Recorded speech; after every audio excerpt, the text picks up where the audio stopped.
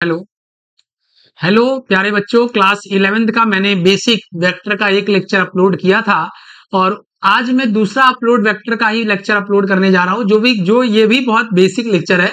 इसमें हम लोग वेक्टर के टाइप्स को समझेंगे। वेक्टर के बारे में हमने समझ लिया था। इसमें वेक्टर के टाइप को समझेंगे और वेक्टर का हम लोग एडिशन और सब्ट्रैक्शन के साथ मल्टीप्लिकेशन भी सीखेंगे।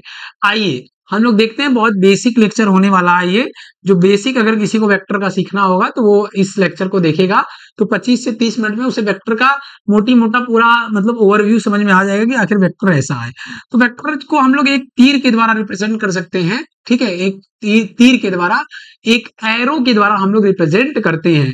तो ये जो एरो का लेंथ होता है बच्चों, ये एरो का जो लेंथ है वो मैग्नीट्यूड को रिप्रेजेंट करता है। Length of the arrow, length of the arrow, length of the arrow जो है वो मैग्नीट्यूड को रिप्रेजेंट करता है।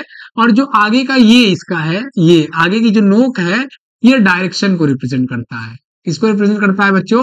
डायरेक्शन को रिप्रेजेंट करता है। और इस वेक्टर के बहुत टाइप्स होते हैं। टाइप्स ऑफ वेक्टर, इस वेक्टर के क्या होते हैं? बहुत टाइप्स होते हैं बच्चों। टाइप्स ऑफ वेक्टर मतलब इस वेक्टर के बहुत प्रकार होते हैं। हिंदी में क्या बोलते हैं? प्रकार। वेक्टरों के प्रकार। हिंदी मीडियम के बच्चे भी इस वेक्टर को, इस लेक्चर को देखेंगे और अच्छे से उन्हें भी समझ में आएगा। मतलब टाइप्स ऑफ वेक्टर, वेक्टर के क्या प्रकार। चलिए बच्चों, तो वेक्टर के जो प्रकार है वो हम लोग बस इंपॉर्टेंट वेक्टर समझेंगे। पहला एक होता है, एक समान सदिश होता है। एक जो वेक्टर के प्रकार है उसमें पहला जो नाम है वो समान सदिश है, जिसको बोलते हैं हम लोग इक्वल वेक्टर। दूसरा है हमारा विपरीत सदिश। कैसे सदिश है बच्चों? विपरीत सदिश है, विपरीत सदिश, जिसको हम लोग बोलते हैं अपोजिट वेक्टर। क्या बोलते हैं बच्चों? Opposite vector, opposite vector. ठीक। और तीसरा हमारा है एकांक सदिश। जो इंपॉर्टेंट है वही, वेक्टर के वेरियस टाइप होते हैं लेकिन जो इंपॉर्टेंट है हम उसी पर डिस्कस करेंगे। एकांक सदिश, एकांक सदिश, जिसको हम लोग बोलते हैं यूनिट वेक्टर, यूनिट वेक्टर। ठीक। ये तीन टाइप के वेक्टर को हम लोग, टाइप्स को हम लोग क्या करेंगे इसमें, इस लेक्चर में डिस्कस करेंगे। समान सदिश क्या होते हैं बच्चों? समान सदिश को जरा ध्यान समझना। ऐसे सदिश जो परिमाण और दिशा दोनों में समान होते हैं। जैसे ये हम एक सदिश खींचे, ठीक, और नीचे ये सदिश खींचे, तो दोनों का देखो बच्चों लेंथ जो है और डायरेक्शन दोनों क्या है? सेम है। अगर हम बोले कि ऊपर वाला ए वेक्टर है और नीचे वाला बी वेक्टर है, ऊपर वाला ए वेक्टर है, नीचे वाला बी वेक्टर है, तो दोनों वेक्टर मैग्नीट्यूड में और डायरेक्शन में सेम है। मतलब दोनों का लेंथ भी क्या है? बराबर है। और दोनों डायरेक्शन भी एक ही डायरेक्शन में शो कर रहे हैं। वो भी कह रहा है कि हम ईस्ट में जाएंगे, ये भी कह रहा है ईस्ट में जाएंगे। डायरेक्शन में अगर हम लोग इधर ईस्ट कंसिडर कर लें, इधर वेस्ट, ऊपर नॉर्थ, नीचे साउथ, तो दोनों वेक्टर कह रहे हैं कि हम ईस्ट में ही क्या करेंगे? जाएंगे। और दोनों का मैग्नीट्यूड, दोनों का लेंथ भी क्या है? सेम है। ठीक है। अगर हम बात करें बच्चों, इस वेक्टर का क्या कर दें, मैग्नीट्यूड तो इसका सेम हो बट डायरेक्शन क्या कर दें? अपोजिट कर दें। डायरेक्शन क्या कर दें? उलट दें। मैग्नीट्यूड तो सेम हो और डायरेक्शन क्या कर दें? अपोजिट कर दें। तो हम लोग बोलेंगे ए और सी जो है वो आपस में अपोजिट वेक्टर हैं, क्योंकि ए और सी जो है, ए और सी का जो मैग्नीट्यूड है वो तो सेम है बट डायरेक्शन में दोनों क्या है? अपोजिट है। मैग्नीट्यूड तो जो अपोजिट वेक्टर होता है, विपरीत सदिश होता है। ऐसे सदिश जो परिमाण में समान होते हैं परंतु दिशाएं में क्या होते हैं? दिशा में क्या होती है? विपरीत होते हैं। ऐसे सदिश को विपरीत सदिश कहते हैं। समान सदिश क्या होता है? ऐसे सदिश जो परिमाण में भी समान होते हैं और दिशा में भी क्या होते हैं? समान होते हैं। मतलब लेंथ में भी समान होते हैं, उसकी लंबाई भी समान होती है और डायरेक्शन भी क्या होते हैं? एक डायरेक्शन में होते हैं। उनको इक्वल वेक्टर कहा जाता है। एकांक सदिश क्या होता है? आइए इस वेक्टर को हम लोग बहुत ही डिटेल में डिस्कस करते हैं। सबसे ज्यादा जो इंपॉर्टेंट है यही वेक्टर है, एकांक सदिश। यही सबसे ज्यादा इंपॉर्टेंट वेक्टर है बच्चों, जिसको बोलते हैं एकांक सदिश। इंग्लिश में बोलते हैं यूनिट वेक्टर, यूनिट वेक्टर। आइए देखते हैं ये एकांक सदिश कैसा होता है, यूनिट वेक्टर क्या होता है। चलिए तो पहले इसको डेफिनेशन को समझ लेते हैं कि ऐसा सदिश जिसका परिमाण क्या होता है? एक होता है। जिसका परिमाण क्या होता है? एक होता है। और जो डायरेक्शन में रिप्रेजेंटेशन के लिए काम आता है, डायरेक्शन को रिप्रेजेंट करने के लिए, डायरेक्शन को, दिशा को दर्शाने के लिए क्या होता है? काम में आता है। तो क्या हो गया? एकांक सदिश का परिभाषा क्या हो गया? ऐसा सदिश जिसका परिमाण एक होता है और जो दिशा को प्रदर्शित करने के लिए उपयोग में लाया जाता है। Vector having magnitude is 1 and which shows the direction, जो क्या है डायरेक्शन को रिप्रेजेंट करने के लिए, दर्शाने के लिए आता है। तो एकांक सदिश की अगर हम बात करें तो कैसे करेंगे, ध्यान से देखना बच्चों। अगर हम बोले कि ए वेक्टर इक्वल टू क्या होता है, A vector equal to mod of A vector, जो कि मैग्नीट्यूड है और उसका क्या है डायरेक्शन है, मैग्नीट्यूड है और उसका क्या है डायरेक्शन है। वेक्टर क्वांटिटी का फॉर्मूला हम लोग पिछले लेक्चर में देखे थे बच्चों, तो वेक्टर का फॉर्मूला बताए थे, A vector equal to mod of A vector into A cap. A cap क्या है, ये डायरेक्शन है, ये क्या है डायरेक्शन है, दिशा, ठीक। और ये क्या है परिमाण है, ये क्या है परिमाण है, ठीक। वो दिशा और ये परिमाण, मैग्नीट्यूड इसको बोलते हैं, क्या बोलते हैं मैग्नीट्यूड। तो जो एकांक सदिश है उसका मैग्नीट्यूड क्या होता है, एक होता है। मैग्नीट्यूड क्या होता है, यही का वैल्यू क्या होता है, एक होता है। और जो डायरेक्शन के रिप्रेजेंट के लिए क्या होता है, काम आता है। तो यहाँ से ए कैप का अगर हम लोग फॉर्मूला बोले तो ए कैप इक्वल टू क्या हो जाएगा, A vector upon mod of A vector. और यही मॉड ऑफ ए वेक्टर की जगह हम लोग क्या कर देंगे, मतलब कि अगर हम बोले कि if A vector is a unit vector, unit vector, मतलब अगर जो ए वेक्टर है वो ये एक सदा एकांक सदिश है। कैसा सदिश है, एकांक सदिश है, एकांक सदिश।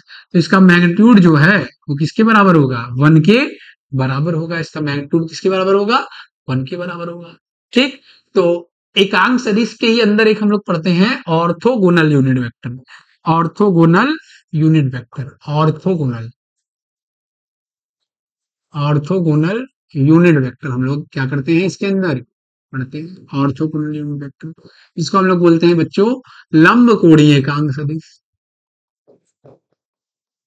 लंब कोणीय एकांक सदिश, लंब कोणीय एकांक सदिश। ये क्या होता है बच्चों, ध्यान से समझना। एक्स अक्ष, वाई अक्ष और जेड अक्ष के अनुदिश सदिश को लंब कोणीय एकांक सदिश कहते हैं। जैसे ये एक्स अक्ष है, ये वाई अक्ष है, ये जेड अक्ष है, तीनों एक दूसरे के क्या होते हैं परपेंडिकुलर होते हैं। तो एक्स अक्ष के अनुदिश, वाई अक्ष के अनुदिश और जेड अक्ष के अनुदिश लिया गया सदिश क्या होता है, लंब कोणीय एकांक सदिश होता है, ठीक।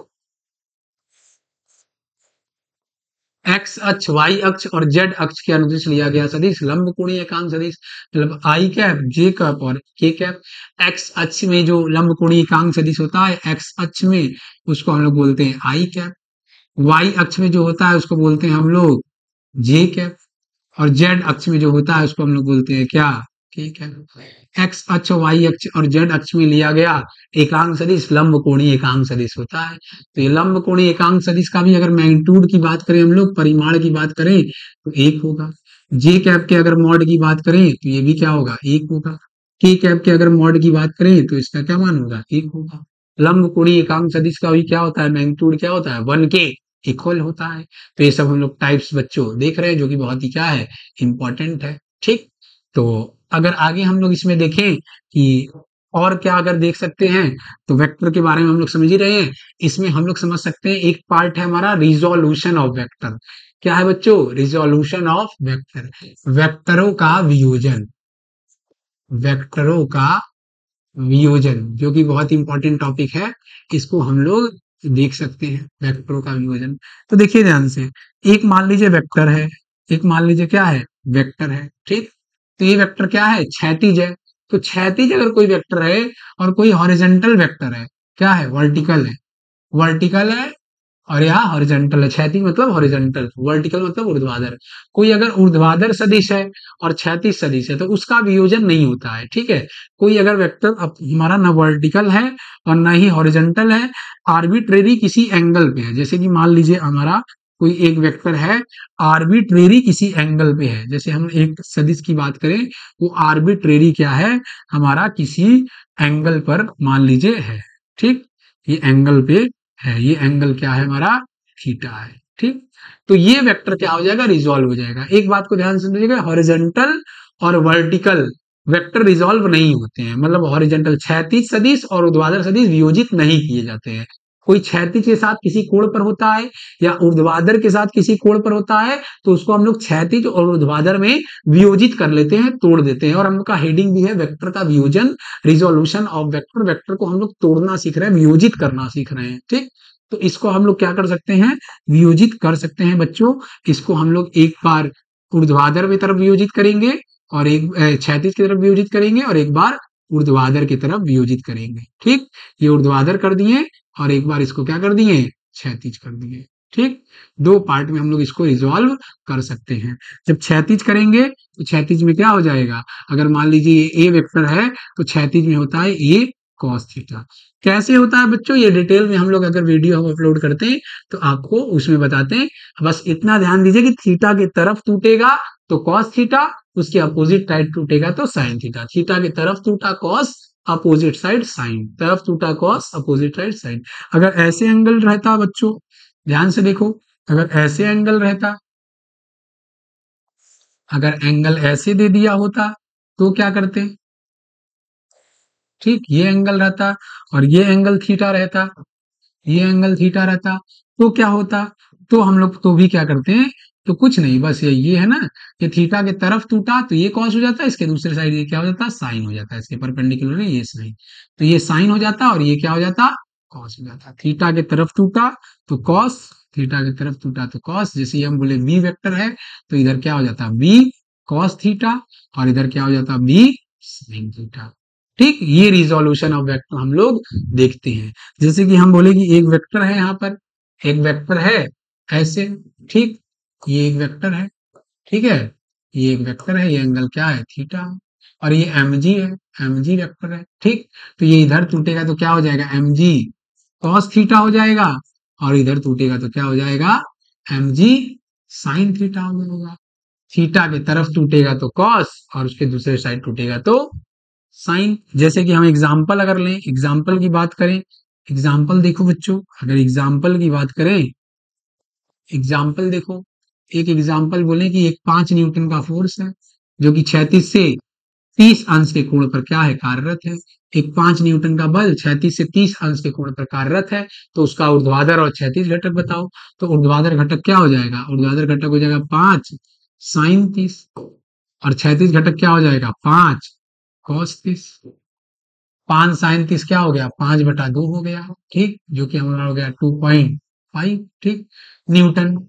इसका क्या हो गया, वर्टिकल ऊर्ध्वाधर घटक, ऊर्ध्वाधर घटक।